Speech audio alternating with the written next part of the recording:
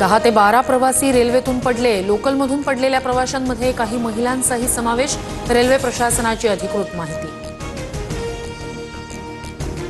लोकलच्या जलद मार्गावर हा अपघात झाला। पडलेले 8 प्रवासी लोकलच्या फुटबोर्डवर उभे होते।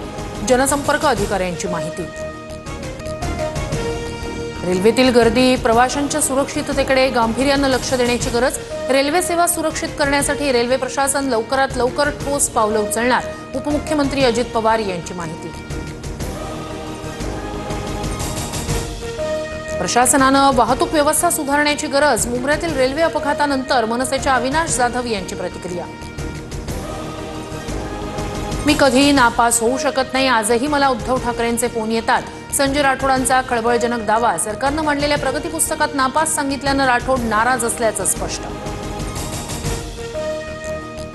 चंद्रहार पाटील आज शिंदेंच्या शिवसेनेत प्रवेश करणार। ठाण्यात 5000 कार्यकर्त्यांसह शिंदेंच्या उपस्थितीत पक्षप्रवेश होणार।